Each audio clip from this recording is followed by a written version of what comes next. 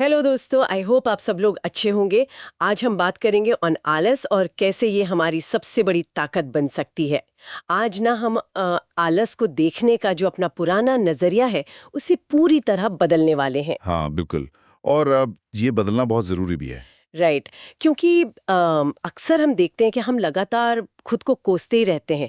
एक ऐसी to do list होती है जो कभी खत्म ही नहीं होती। वो लिस्ट तो हमेशा बढ़ती रहती है। एग्जैक्टली और कुछ ऐसे अधूरे काम होते हैं जो बस दिमाग पर बोझ बने रहते हैं। और जब हम उन्हें नहीं कर पाते ना तो हमें लगता है कि हमारे अंदर ही कोई बहुत बड़ी कमी है। सही बात है। हम सोचते हैं कि हम आलसी हैं और ये आलस हमारी नाकामयाबी का सबसे बड़ा कारण है। पर आज हमारा लक्ष्य है इस पूरी सोच को ना एकदम पलट देना है। बिल्कुल। आज हम इस बात को समझेंगे कि आलस दरअसल कोई बुरी आदत या चरित्र की कमी नहीं है, बल्कि ये एक समझदारी भरा विरोध यानी एक इंटेलिजेंट रेजिस्टेंस हो सकता है। तो चलिए इसको अनपैक करते हैं, क्योंकि सच में वो जो अधूरे कामों का बोझ होता है ना, वो हमें दिन रात परेशान करता है। एक अजीब सा गिल्ट होता है जो हमें कभी चैन से बैठने नहीं देता। बिल्कुल। और यही गिल्ट हमें असल बात देखने से रोकता भी है। असल बात। हाँ। अगर हम इस विषय को थोड़ा और गहराई से समझें तो आलस दरअसल हमारा दुश्मन है ही नहीं। ये हमारी बॉडी और हमारे दिमाग की एक बहुत गहरी समझदारी है, या विजडम कह लीजिए। अगर हम मानव विकास या एवोल्यूशनरी साइकोलॉजी के नजरिए से देखें तो हमारा दिमाग पूरे शरीर की ऊर्जा का लगभग 20% हिस्सा अकेला इस्तेमाल करता है। 20%? सिर्फ दिमाग। हाँ, सिर्फ दिमाग। इसलिए दिमाग की ये एक जैविक सुरक्षा प्रक्रिया यानी बायोलॉजिकल डिफेंस मैकेनिज्म है कि वो अपनी ऊर्जा को बचाकर रखे। अच्छा। जब दिमाग को किसी काम में कोई सार्थक नतीजा या असली फायदा नजर नहीं आता ना, तो वो उस काम को करने से मना कर देता है। इसे ही हम आलस कहते हैं। ओह, तो ये एक तरीका है जो हमें उन चीजों पर अपना वक्त और ऊर्जा बर्बाद करने से रोकता है जो वाकई हमारे जिंदगी में कोई मायने नहीं रखते। एग्जैक्टली। पर हमारी आदत बन चुकी है कि जब भी हम किसी काम से कतराते हैं तो हम तुरंत खुद को आलसी का टैग दे देते हैं। वही तो सबसे बड़ी गलती है। हम ये नहीं सोचते कि शायद हमारी बॉडी हमें एक खतरे की घंटी बजाकर बता रही है कि जिस दिशा में हम भाग रहे हैं वहां आगे कुछ भी नहीं है। यह सच में एक बिल्कुल नया नजरिया है। पर एक प्रैक्टिकल सवाल उठता है यहाँ पर।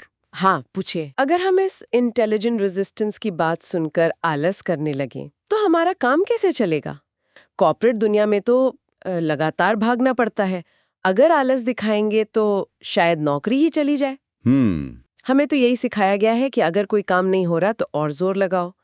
क्या आलस को अपनाना सच में समझदारी है? ये एक बहुत ही वाजिब सवाल है, और इसका जवाब ढूंढने के लिए हमें इतिहास के कुछ पन्नों को पलट कर देखना होगा। इतिहास? हाँ, अगर हम प्राचीन रोम यानी एंशिएंट रोम के सबसे अमीर और शक्तिशाली लोगों का उदाहरण लें तो स्थिति बिल्कुल वैसी ही थी जैसी आज के कॉर्पोरेट वर्ल्ड में है। मतलब वहां भी लोग ऐसे ही भाग रहे थे? बिल्कुल। रोम के वो एलिटिस्ट लोग अपने आप को एम्बिशन या महत्वाकांक्षा के नाम पर पूरी तरह से थका देते थे। वो दिन भर राजनीति, पैसे और सामाजिक रुतबे के पीछे दौड़ते रहते थे। उन्होंने अपनी व्यस्तता को, अपनी बिजीनेस को एक सम्मान के प्रतीक की तरह पहना हुआ था। जैसे आजकल लोग कहते हैं ना कि मेरे पास तो सांस लेने की भी फुर्सत नहीं है। हाँ, बहुत लोग बोलते हैं ऐसा। पर अंत में उनका क्या होता था? वो बिना किसी असली संतुष्टि के पूरी तरह से बेचैन और अंदर से खाली ही मर जाते थे। उन्होंने कभी इतना वक्त ही नहीं निकाला कि वो रुककर खुद से ये पूछ सकें कि जो ये लगातार दौड़ भाग हो रही है, क्या वो सच में उन्हें किसी ऐसी मंजिल तक ले जा रही है जहां उन्हें सच में जाना था?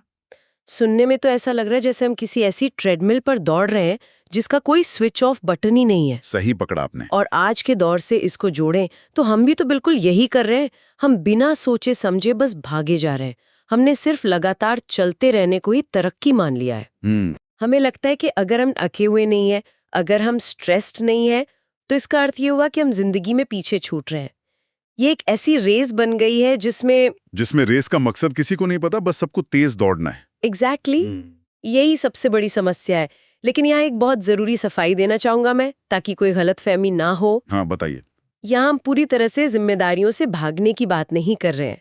हम उस निकम्मेपन की तरफदारी नहीं कर रहे जहाँ एक इंसान अपनी बुनियादी जिम्मेदारियां जैसे परिवार का पालन पोषण या खुद का विकास करना छोड़ दे। राइट, वो तो बेसिक्स हैं। बात उस आलस की हो रही है जो तब आता है जब हम उन लक्ष्यों पर काम करते हैं जो सिर्फ दिखने में बहुत आकर्षक होते हैं, दुनिया की नजरों में जिनकी बहुत कीमत होती है, पर अंदर से वो बिल्कुल खोखले होते हैं। जब किसी इंसान की अंतरात्मा किसी काम को करने से इनकार कर दे और वो बजाय उसे समझने के खुद पर और दबाव डाले, हम उस टकराव की बात कर रहे हैं।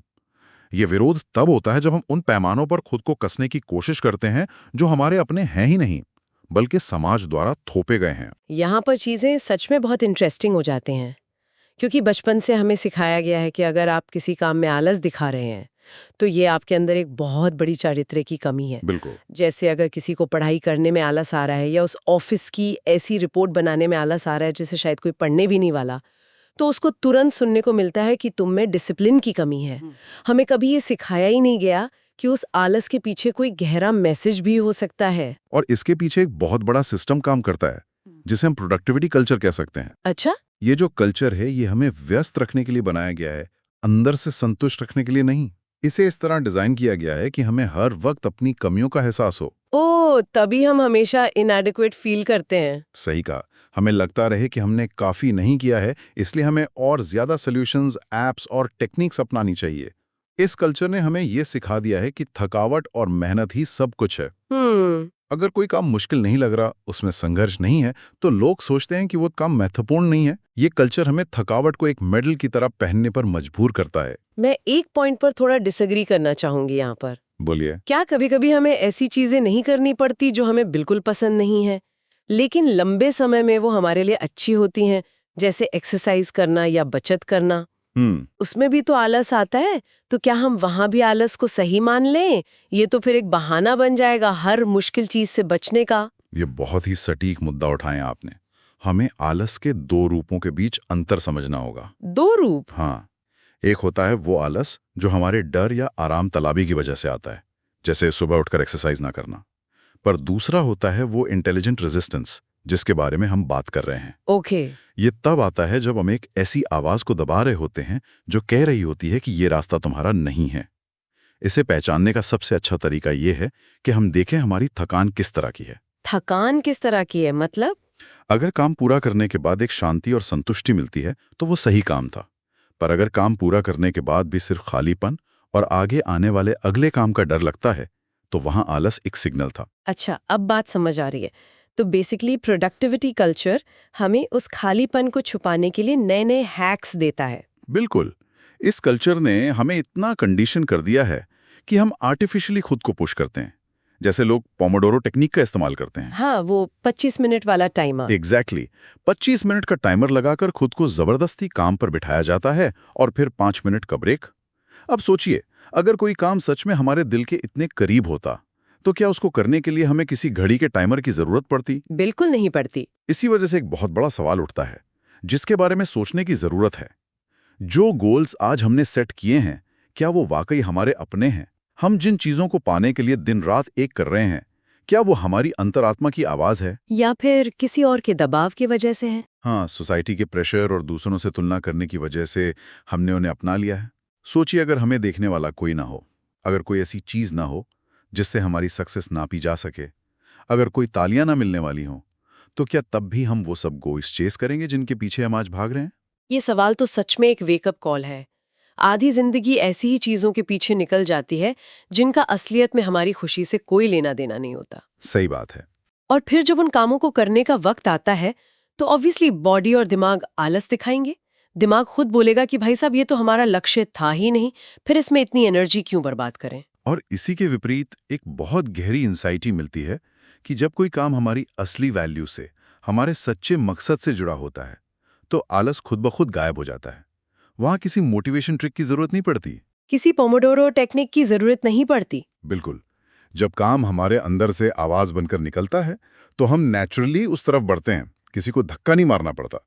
इसलिए ये कहा जा सकता है कि आलस एक लक्षण या सिम्टम है, बीमारी नहीं। आलस एक सिम्टम है, बीमारी नहीं। हाँ, समस्या ये है कि हमने अपना वक्त ऐसी ऑब्लिगेशंस और ऐसे दिखावे के कामों से भर लिया है जिनसे हमारा कोई असली कनेक्शन नहीं है। ये बात बहुत ही जबरदस्त है। तो फिर इस इंटेलिजेंट रेजिस्टेंस का इस्तेमाल सही तरीके से कैसे किया जाए? मतलब कब आलसी बनना समझदारी है और कब नहीं?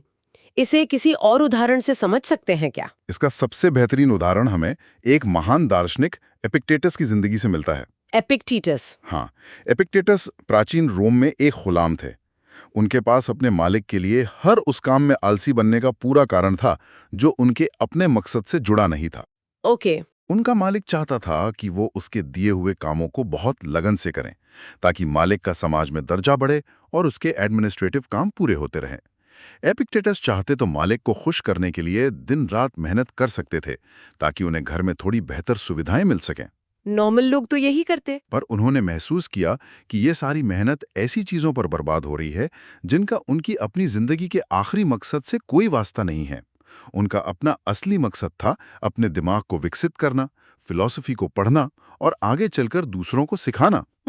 अगर वो उस बाहरी तारीफ के लिए या उस मालिक की खुशी के लिए मेहनत करते, तो वो अपने इस असली मकसद से भटक जाते। ये सच में कमाल की स्ट्रैटेजी थी।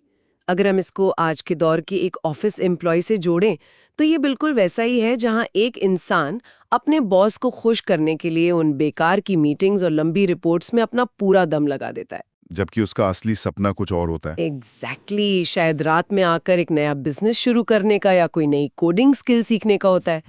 तो अगर वो एम्प्लॉय ऑफिस के उन खोखले कामों में थोड़ा आलस दिखाए, तो वो असल में अपनी ऊर्जा बचा रहा है अपने उस काम के लिए जो वाकई मायने रखता है। सही पकड़ा आपने। बॉस की नजरों में वो शायद थोड़ा आलसी लगे, पर अपने खुद के सपने के लिए वो पूरी तरह अनुशासित है। और यही है असली अनुशासन या डिसिप्लिन की डेफिनेशन। असली डिसिप्लिन का मतलब ये नहीं होता कि हम 30 अलग-अलग कामों को एक साथ करके अपनी सारी मानसिक और शारीरिक ऊर्जा खत्म कर लें और सबको खराब तरीके से करें। तो डिसिप्लिन क्या है? असली डिसिप्लिन तो उस हिम्मत का नाम है जहां हम सिर्फ 3 सबसे जरूरी कामों को चुनते हैं और बाकी के 27 कामों के लिए आलसी बनने की ताकत रखते हैं। दुनिया शायद कहेगी कि देखो, इसने तो इस अपॉर्चुनिटी को जानने दिया, या ये नए ट्रेंड को फॉलो नहीं कर रहा। पर असल में उसने अपनी एनर्जी बचा ली। हाँ, उस इंसान ने हर उस चीज पर हाँ बोलने की आदत को छोड़ दिया है जो उसकी ऊर्जा को बिखेरती है। असली अनुशासन वही है जहां हम सही चीज पर अपना पूरा ध्यान दे सकें। ये एक चुनिंदा आलस यानी सिलेक्टिव लेजीनेस है। तो अब इस सब का मतलब क्या है? हम इसे अपनी रोजमर्रा की जिंदगी में कैसे उतारें? क्योंकि बातें सुनने में तो बहुत अच्छी लगती हैं, पर अगले दिन सुबह जब दोबारा ऑफिस का लॉगिन करना होता है या वो असाइनमेंट सबमिट करना होता है, तो वही पुरानी घबराहट आती है। प्रैक्टिकल स्टेप जरूरी हैं। हम कौन से प्रैक्टिकल स्टेप्स ले सकते हैं इस नए नजरिए को अपनाने के लिए? इसके लिए एक बहुत आसान और प्रैक्टिकल स्टेप है जिसे हम एक 1 वीक चैलेंज या 1 हफ्ते की चुनौती कह सकते हैं। ये इतना आसान है कि कोई भी इसे कल से ही शुरू कर सकता है। इसमें 4 आसान कदम हैं। 4 कदम। पहला क्या है? पहला स्टेप है सिर्फ नोटिस करें। अगले 1 हफ्ते तक जब भी आलस महसूस हो, उस पर पूरा ध्यान दें। ध्यान रहे, इस पॉइंट पर उस आलस को जज नहीं करना है। खुद को बुरा भला नहीं कहना है कि मैं काम नहीं कर रहा। मतलब खुद से लड़ना नहीं है? बिल्कुल नहीं। बस नोटिस करना है कि ये फीलिंग आखिर कब और किस सिचुएशन में आ रही है। कौन सा स्पेसिफिक काम आते ही दिमाग बंद होने लगता है और इंसान अपना फोन उठाकर सोशल मीडिया देखने लगता है। तो पहला स्टेप है खुद का एक ऑब्जर्वर या दर्शक बनना, बिना किसी ताने के। बस देखना है कि आलस किस दरवाजे से अंदर आ रहा है। जैसे अगर मैं कोई खास एक्सेल शीट देखते ही थकावट महसूस करने लगती हूँ, तो उस मोमेंट को पकड़ना है। सही कहा। फिर आता है दूसरा स्टेप, सवाल पूछें। जब उस मोमेंट को पकड़ लें तो रुक कर खुद से पूरी ईमानदारी से एक सवाल पूछें कि मैं किस चीज से बचने की कोशिश कर रहा हूं और आखिर क्यों। क्या किसी टकराव से बचा जा रहा है? हाँ, क्या डर इस बात का है कि फेलियर मिलेगा, या फिर सबसे जरूरी बात, क्या उस काम का कोई सेंस, कोई सार्थक मतलब ही नजर नहीं आ रहा। ये सवाल खुद से अकेले में पूछने में बड़ा डर लगता है, क्योंकि जवाब अक्सर वही होता है जो हम सुनना नहीं चाहते। शायद जवाब ये हो कि मैं ये प्रेजेंटेशन इसलिए नहीं बनाना चाहती क्योंकि इस प्रोजेक्ट पर मुझे विश्वास ही नहीं है। इसी डर को खत्म करने के लिए तीसरा स्टेप है असलियत का पता लगाएं। उस काम को लेकर खुद से पूछें कि अगर ये काम किसी तरह जोर जबरदस्ती करके पूरा कर भी लिया जाए, तो क्या जिंदगी वाकई किसी ऐसे मायने में बेहतर होगी जिसकी सच में परवाह हो, या फिर बस कुछ देर का एक दिखावा होगा। एग्जैक्टली। एक टेम्पररी टिक मार्क लगेगा और फिर एक दूसरी बेकार रेस में दौड़ना शुरू करना पड़ेगा। इसका अर्थ ये हुआ कि हमें अपने उस एंड रिजल्ट की असली वैल्यू को मापना है। अगर वो नतीजा अचीव करके भी अंदर से खुशी या संतुष्टि नहीं मिल रही, सिर्फ एक बॉस खुश हो रहा है या सोसाइटी में एक इमेज मेंटेन हो रही है, तो वो एक खतरे की घंटी है कि हम गलत रास्ते पर हैं। बिल्कुल सही समझे आप। और चौथा और सबसे आखिरी स्टेप है जवाब लिखें। इन सारे जवाबों को हवा में ना सोचें, इन्हें एक डायरी या अपने फोन में लिखें। लिखने से क्या बदलेगा? जब कोई इंसान अपने विचार लिखता है तो दिमाग पर पड़े वो जाले साफ होते हैं जो इस सामाजिक और कल्चरल कंडीशनिंग ने बना दिए हैं। ये लिखने की एक्सरसाइज बहुत क्लियरली दिखाएगी कि जिसे अब तक आलस समझा जा रहा था, वो दरअसल अंदर की एक साफ आवाज है। एक क्लैरिटी है। हाँ, वो एक ऐसी क्लैरिटी है जो बाहरी शोर शराबे और दूसरों की उम्मीदों के बीच सही रास्ता दिखाने की कोशिश कर रही है। ये 4 स्टेप सच में किसी की भी जिंदगी बदल सकते हैं। नोटिस करना, सवाल पूछने की हिम्मत करना, असलियत देखना और इसको लिख लेना। हमारी बातचीत का निष्कर्ष ये है कि हमें अपने अंदर की इस रेजिस्टेंस को दबाना नहीं है, हमें इससे लड़कर अपनी ऊर्जा बर्बाद नहीं करनी, सही बात है। बल्कि जिंदगी को इस तरह से रीडिजाइन करना है, एक नया नक्शा बनाना है कि हमें उन चीजों की परवाह करने के लिए खुद को मजबूरी ना करना पड़े जो सच में जिंदगी में मायने ही नहीं रखती। अगर वो चीज हमारी नहीं है तो जोर जबरदस्ती मोटिवेशन के इंजेक्शन लगाकर उसको पूरा करने का कोई फायदा नहीं है। यही तो सारा खेल है। हमारी सबसे बड़ी समस्या ये है कि हम अपनी जिंदगी किसी और के द्वारा बनाए गए नक्शे पर जीने की कोशिश करते हैं, और जब हमारा दिमाग उस ब्लूप्रिंट पर काम करने से थक जाता है या आलस दिखाता है, तो हम दिमाग को ही गलत ठहरा देते हैं, जबकि असल में वो नक्शा ही हमारे लिए गलत था। बिल्कुल। अपने वक्त और ऊर्जा का सही मालिक बनना, उसकी ओनरशिप लेना ही सबसे बड़ा अनुशासन है। तो इस पूरी डिस्कशन को अगर हम समेटे तो बात बहुत साफ निकल कर आती है कि हमें हर वक्त और ज्यादा काम करने की जरूरत नहीं है। हमारा सोल्यूशन डूइंग मोर नहीं है, बल्कि हमें बेकार की चीजों को, उन मीनिंगलेस टास्क्स को कम करने की जरूरत है। अपना वक्त, अपनी ऊर्जा और अपना मकसद सिर्फ और सिर्फ हमारा है। इस पर सिर्फ हमारा अधिकार होना चाहिए। आलस कोई बीमारी नहीं है जिसका हमें इलाज ढूंढना पड़े। ये एक समझदारी है। ये अस्तित्व की एक पुकार है जो कह रही है कि अपनी ऊर्जा वहां लगाओ जहां असली वजूद खिलता हो।